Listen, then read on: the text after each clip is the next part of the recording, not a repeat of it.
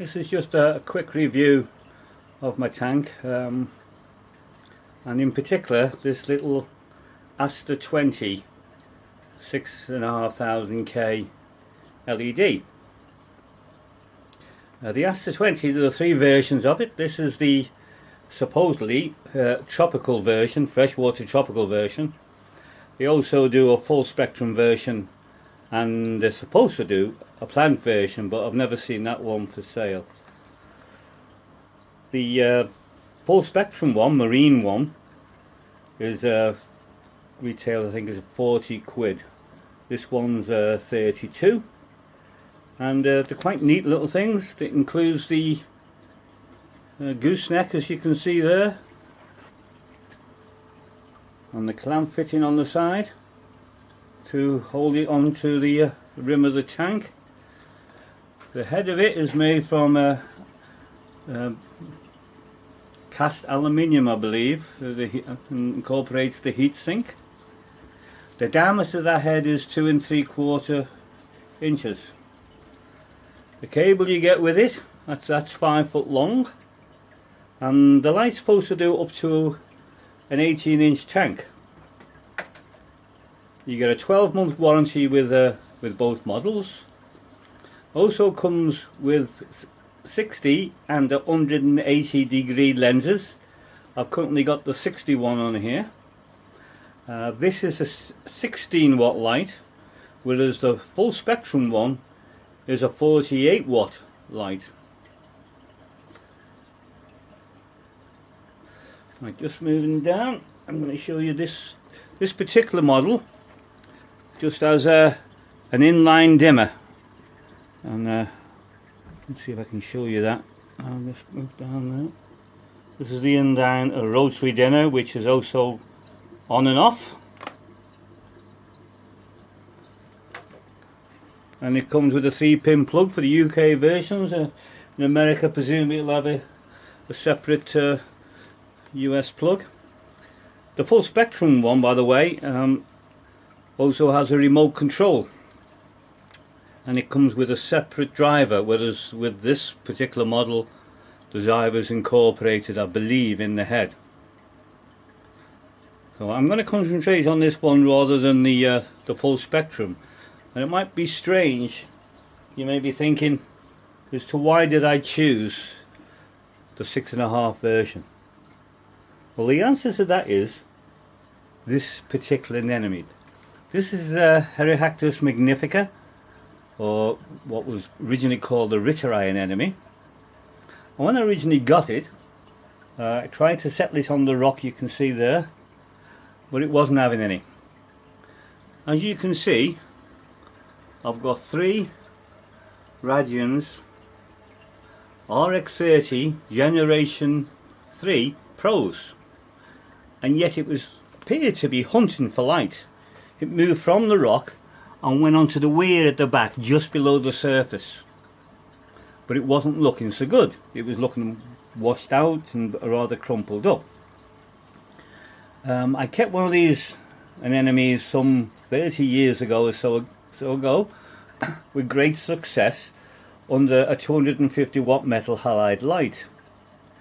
Now, back in the day, metal halide lights were not of the same Kelvin as we have today. In fact, the one I had was 5,400 Osram daylight bulb, and that particular anemone grew to quite a size. I had it many years, and it never moved from underneath the 250 watt metal halide.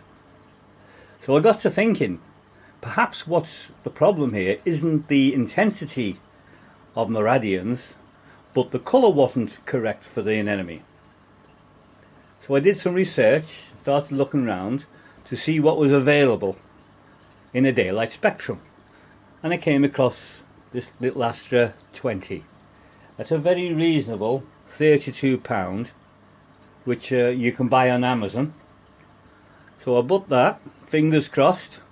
I also put, you can just look underneath the anemone, there's a slab of marble there which has got a flat top.